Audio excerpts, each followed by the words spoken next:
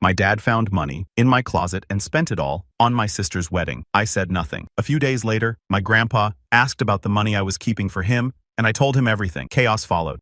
I'm still processing everything that went down, but I need to get this off my chest. This is about how my spoiled sister literally destroyed our entire family over her wedding, and how karma came back to bite her hard. I'm 31 male, and I've been basically the sole provider for my family since I was 22. I work as an electrical contractor. Started as an apprentice, worked my way up through journeyman, and now I run my own small electrical business doing residential and commercial work. It's demanding work with long hours, but the money's solid when you stay busy and build a good reputation. I live with my parents. Frank, 60 male, and Linda, 59 female, plus my sister Jessica, 27 female, in this old two-story house my dad inherited from his brother about 15 years ago. And when I say I support everyone, I mean everything.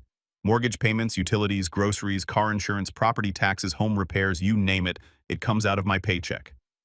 Here's some background on why this situation is so messed up. My dad, Frank, used to work at the steel mill until it closed down about 10 years ago. Instead of finding another job, he decided he was done working and now spends his days watching sports, playing video games, and complaining about how the economy screwed him over. My mom, Linda, works part-time at a grocery store but barely makes $300 a week, which doesn't even cover groceries for 4 people. Then there's Jessica.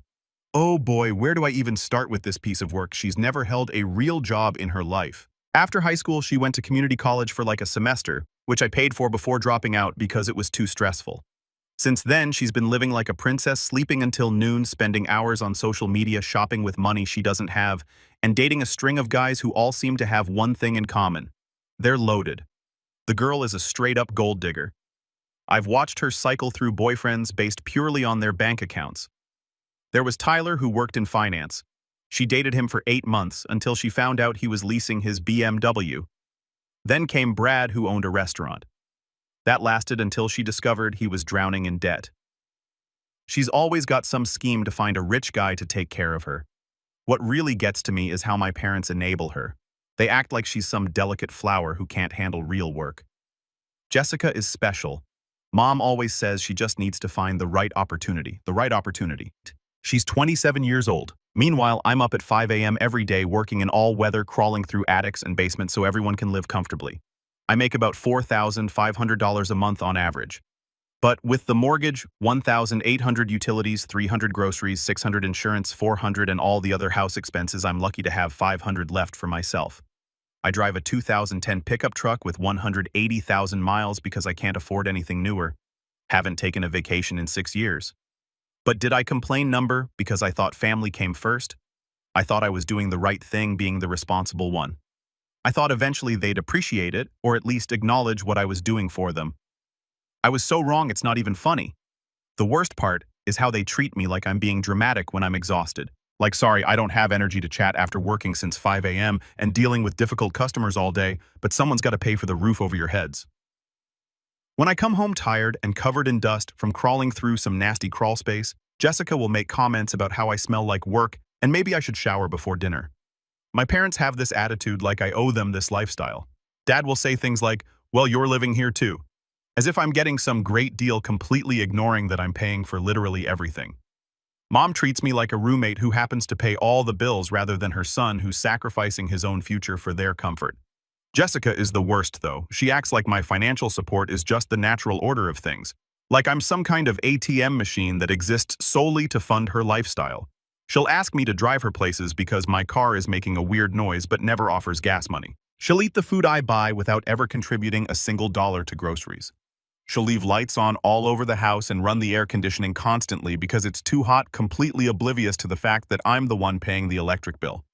What makes it even more frustrating is watching her post on social media about being blessed and living her best life while never mentioning that her best life is funded entirely by her brother's hard work.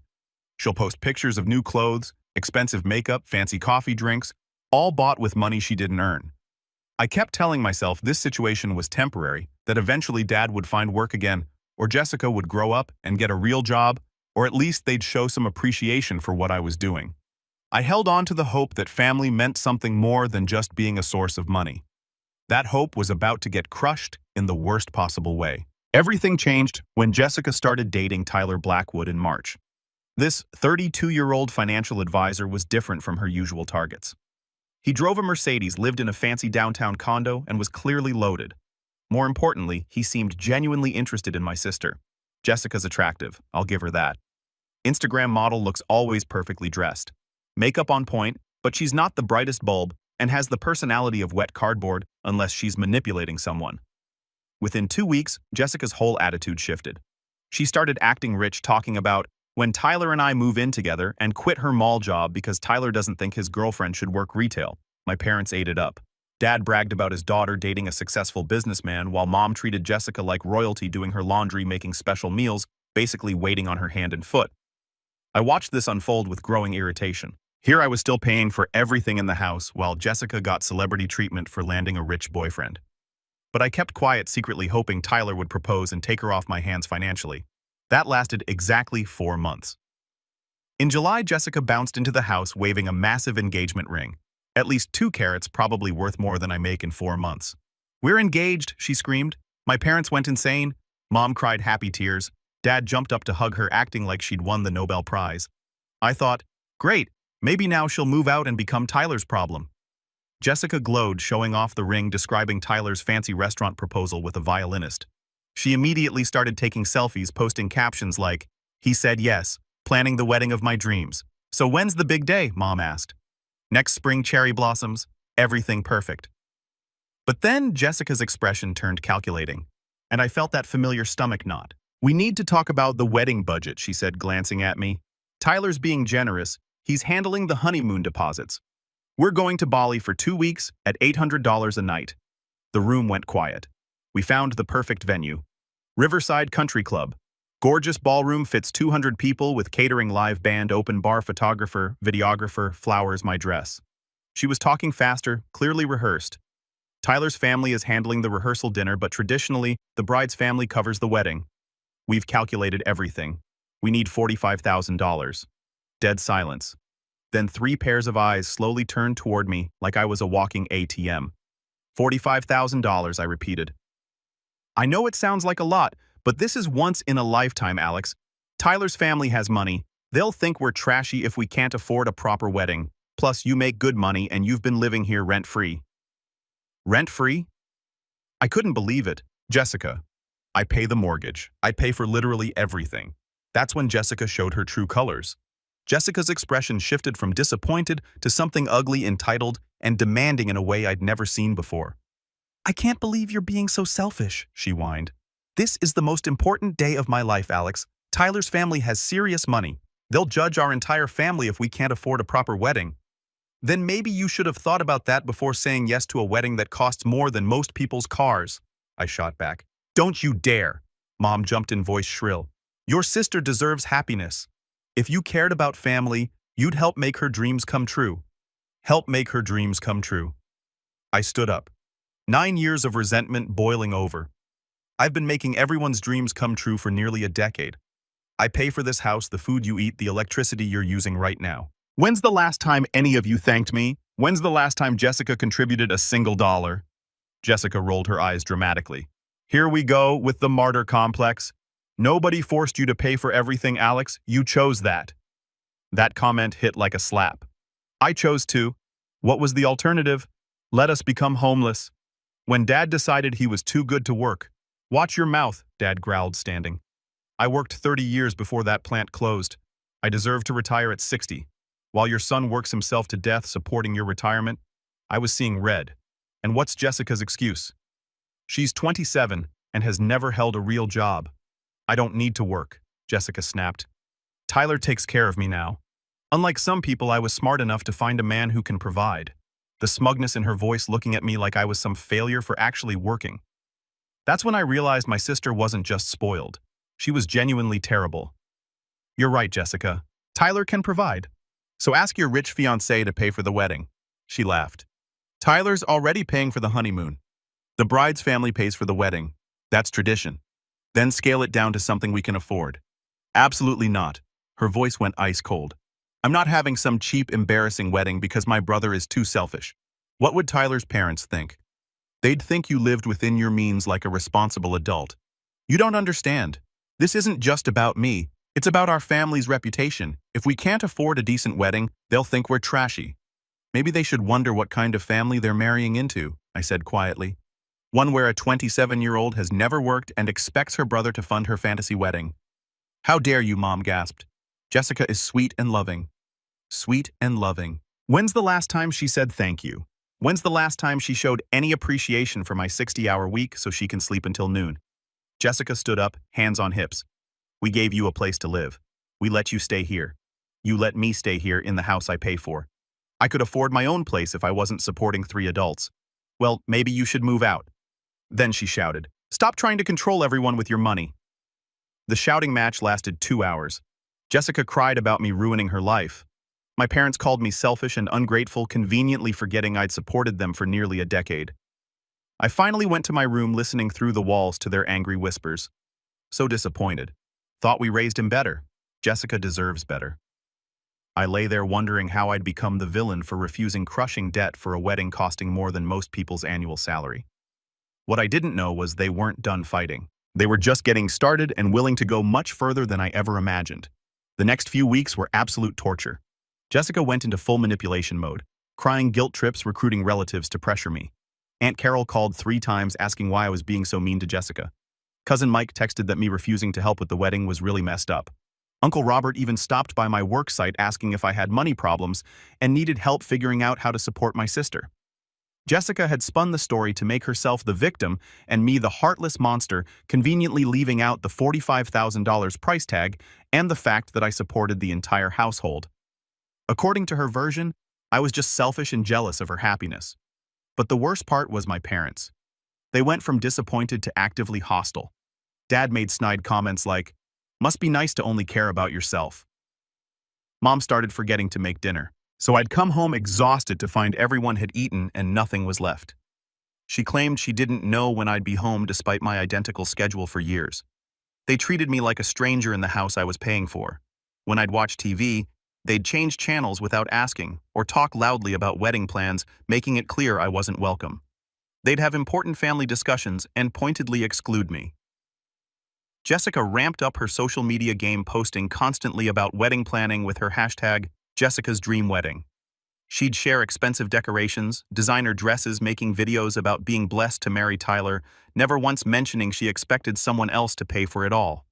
She started treating me like a servant, leaving messes, using all the hot water before my work showers, blasting music when I needed sleep. When I complained, she'd say, "Maybe if you were more supportive of my wedding, I'd be more considerate." She brought Tyler around more, making comments about how some people weren't being supportive.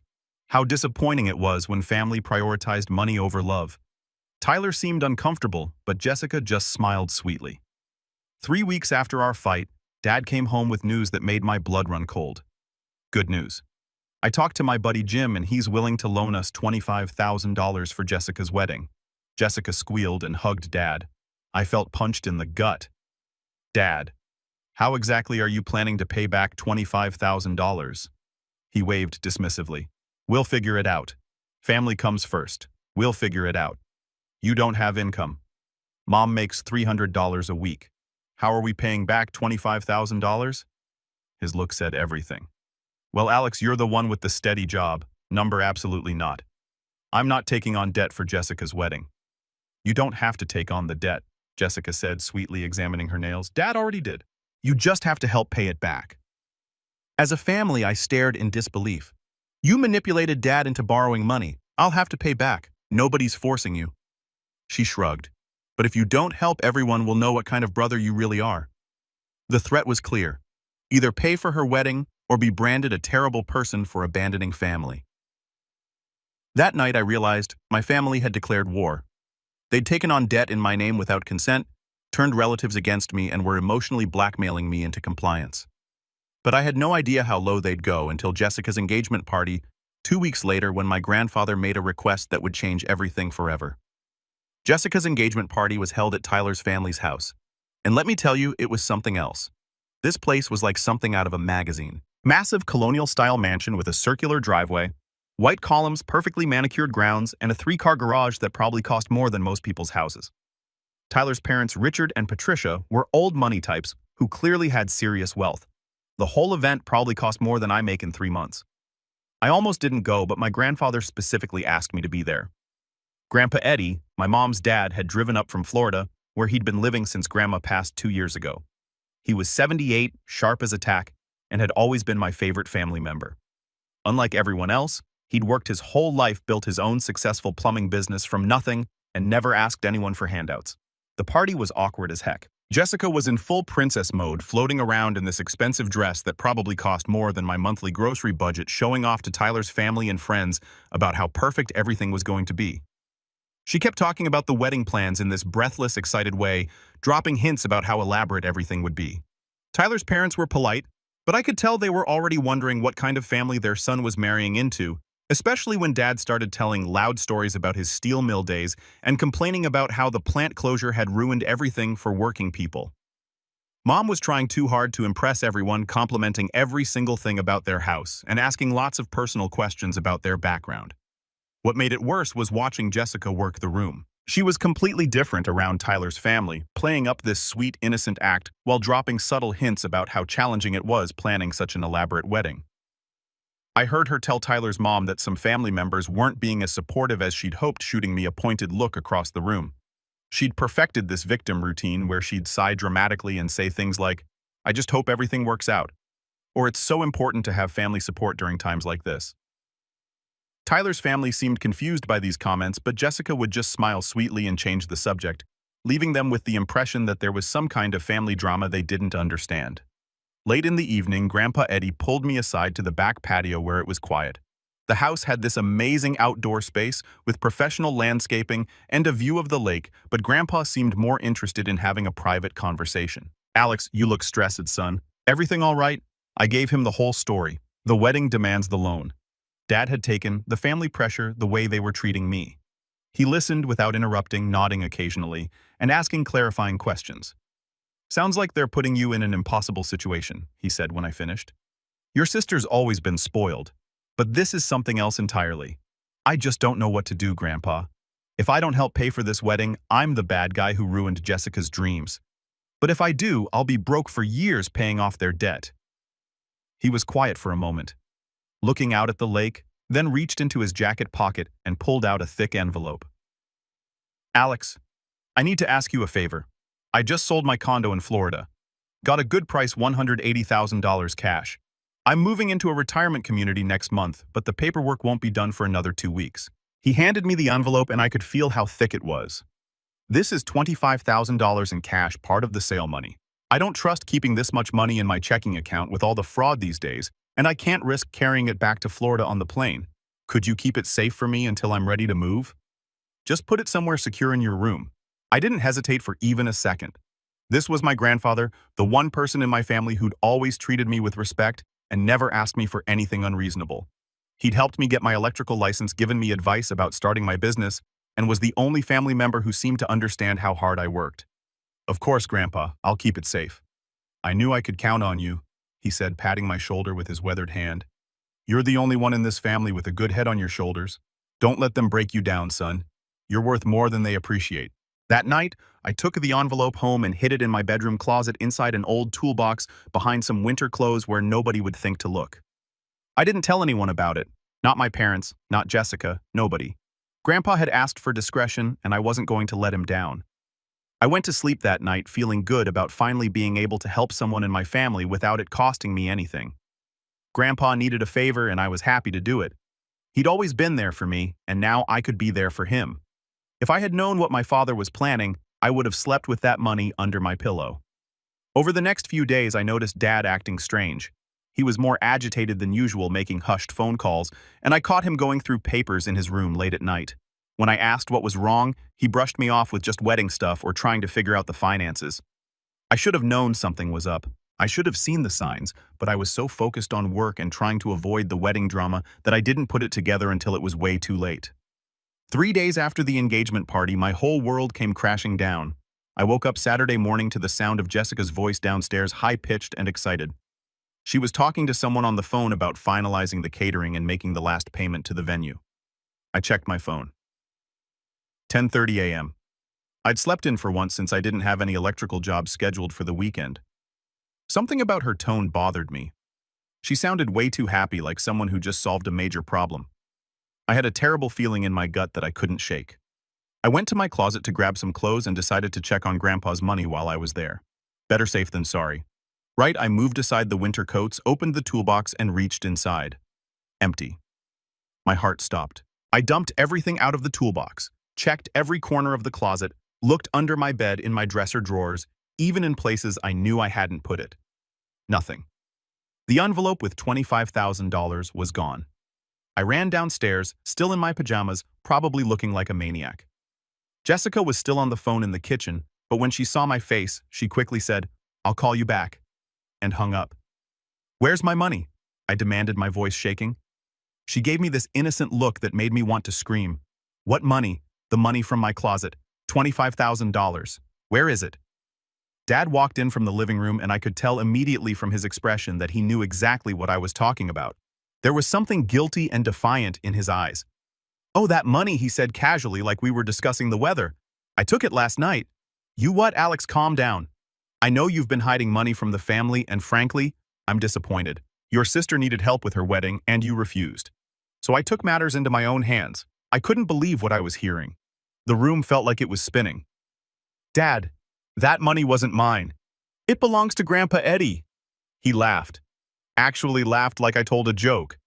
"Come on, Alex, stop making up stories. Your grandfather doesn't have that kind of cash lying around. I know you've been saving up, probably planning to move out and abandon your family. I'm not lying.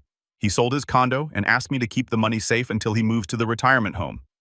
Jessica rolled her eyes dramatically. "Alex, just admit you had savings and didn't want to help with the wedding. It's not that big a deal. The money's already spent anyway." "Spent? What do you mean spent?" Dad pulled out his phone and showed me his banking app with way too much satisfaction. "I deposited it this morning, paid off the loan, and gave Jessica the rest for final wedding expenses. Everything's taken care of." I felt like the floor had disappeared beneath my feet. "Dad, that money has to be paid back in 2 weeks when Grandpa comes to get it. Then you better start saving," Jessica said, with a smirk that made my skin crawl. "Or maybe you can finally take out that loan you should have gotten in the first place." I stared at her, really looked at her, and saw something that chilled me to the bone. She wasn't just entitled or spoiled, she was genuinely cruel. She knew that money didn't belong to me, and she didn't care. She was perfectly happy to let me take the blame and figure out how to replace it. "You're both insane," I said, my voice barely controlled. "That money belongs to Grandpa Eddie. When he finds out what you did, what I did." Dad's voice got hard and defensive. "I didn't do anything wrong. You had money. Your sister needed help, and I helped her. That's what families do." Before I could respond, I heard the front door open. It was Grandpa Eddie, arriving earlier than expected with a cheerful, "Hello, everyone." The color drained from Dad's face. Jessica looked like she'd seen a ghost. Grandpa walked into the kitchen with a smile that faded when he saw our expressions. He was wearing his usual weekend outfit, clean khakis and a polo shirt, and carrying a small overnight bag. "Is everything all right, Alex? You look upset." I felt like I was about to throw up. "Grandpa, the money. What about the money, son?" I couldn't find the words. "How do you tell your 78-year-old grandfather that your father stole his life savings to pay for your sister's wedding?" Dad stepped forward, trying to look confident but failing miserably. "Dad, there's been a misunderstanding. Where's my money?" "Alex." Grandpa's voice got serious the way it used to when I was a kid, and he meant business. "Dad took it," I said quietly, feeling like a traitor, but knowing I couldn't lie. "He thought it was mine. He spent it on Jessica's wedding." The silence that followed was deafening. Grandpa Eddie looked at Dad with an expression I'd never seen before. Pure disappointment mixed with growing rage. "Frank," he said slowly, his voice deadly calm, "please tell me I didn't hear what I think I heard." "Dad, I can explain." My father started, but Grandpa held up his hand. $25,000, Frank. That was everything I had left after the condo sale. I need that money for the retirement home deposit on Monday, or I lose my spot and end up on a waiting list for 2 years. Jessica, showing exactly what kind of person she really was, chose that moment to speak up. "Well, maybe you shouldn't have been keeping so much cash lying around. That's kind of irresponsible for someone your age." The look Grandpa gave her could have melted steel. Then he turned back to Dad, and I saw something in his eyes I'd never seen before. Complete and total disappointment in his own son. "You have 48 hours to return every penny, Frank," he said, his voice trembling with controlled fury. "If you don't, I'm pressing charges for theft and suing you for everything you're worth." He looked at me with sad eyes. I'm sorry, Alex. I know this isn't your fault. Then he walked out, leaving us in stunned silence. Dad collapsed into a chair, finally realizing the magnitude of what he'd done. But instead of taking responsibility for his mistake, he looked at me with pure hatred.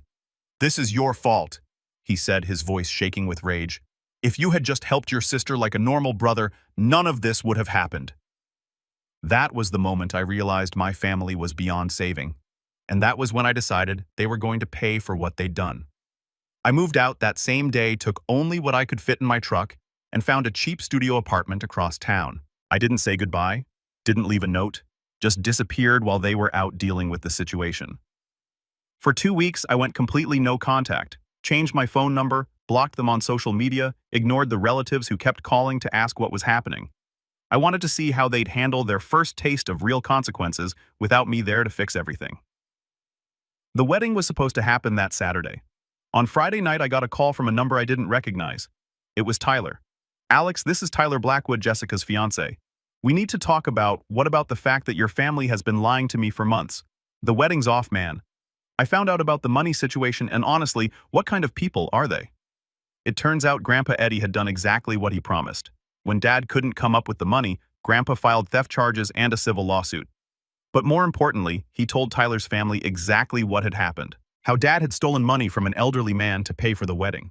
And how Jessica had not only encouraged it, but mocked Grandpa afterward. My parents were horrified, Tyler continued. They said anyone who would steal from their own elderly father isn't the kind of family they want to be associated with. And Jessica, man, when I confronted her about it, she didn't even seem sorry. She just kept saying it wasn't her fault and that you should have paid for the wedding in the first place. So what happens now? I'm done with her completely. I already got the ring back and canceled everything I could cancel. She's not who I thought she was, Alex. She's actually kind of a terrible person. That conversation felt like the first good news I'd had in months. Over the next few weeks, I watched from a distance as my family's world fell apart. Dad got arrested and charged with elder abuse and theft. The story made it into the local newspaper because of the dollar amount involved. Local man steals from elderly father to fund daughter's wedding. Mom had to take on extra shifts at the grocery store, but still couldn't cover the mortgage payments without my income. Jessica's social media went from wedding planning posts to radio silence overnight. Word got around about what happened. Small town, you know how it is. Her reputation was completely destroyed. She couldn't show her face anywhere without people talking about how she'd encouraged her father to steal from her own grandfather. The wedding venue caterer and band all demanded payment for services that had been canceled last minute. Jessica had racked up thousands in additional debt that nobody could pay. Her credit was ruined, and Tyler's family made sure everyone in their social circle knew exactly why the wedding had been called off. But the real karma came 2 months later when I got another unexpected phone call. This time, it was Mom, and I could hear the desperation in her voice. Alex, please, Alex. We need to talk. Can you come over just once? I don't think that's a good idea. Please, son. We're in real trouble. I mean, real trouble. Against my better judgment, I drove over to the house one evening. What I found was devastating and exactly what they deserved. The house was a mess. Dirty dishes piled up everywhere, trash bags by the door, utilities obviously behind on payments. The lawn was overgrown, paint was peeling, and one of the gutters was hanging loose. Mom looked like she'd aged 10 years with dark circles under her eyes and gray roots showing in her hair. Jessica was sitting on the couch in sweatpants and a stained t-shirt, no makeup, looking like a completely different person from the princess who demanded a $45,000 wedding. Alex. Mom started crying the second she saw me. Thank God you're here. We don't know what to do anymore. Where's Dad? Jail, Jessica said bitterly, not even looking up from her phone. 6-month sentence, plus he has to pay Grandpa back every penny with interest. We had to get a public defender because we can't afford a real lawyer. I looked around the house I'd been paying for since I was 22. What do you want from me? We're going to lose the house. Mom sobbed. I can't make the mortgage payments on my salary. We're 3 months behind already, and the bank sent a foreclosure notice. We need your help, Alex. Please. Jessica finally looked up at me, and for the first time in her life, I saw genuine desperation in her eyes. Alex, I made a mistake. I'm sorry. I didn't think about what would happen to everyone else. You didn't think. Period, I said coldly. What happened to Tyler taking care of you? What happened to never having to worry about money again? Her face crumpled. He left me, called off the wedding, took back the ring. Everything. And now nobody will date me because everyone knows what happened. I can't even get a job because everywhere I apply, someone recognizes my name from the newspaper article. That's unfortunate. Please. Mom begged, getting down on her knees. We'll do anything. Jessica will get a job. I'll work more hours. We'll pay you back every penny. Just help us save the house. I looked at these two women who had made my life miserable for years, who had called me selfish and ungrateful, who had stolen from my grandfather and expected me to fix their problems. I thought about all the years I'd sacrificed my own dreams to keep them comfortable. All the times they'd taken my help for granted and demanded more. No, I said simply. What? Jessica's voice cracked. I said no. Figure it out yourselves.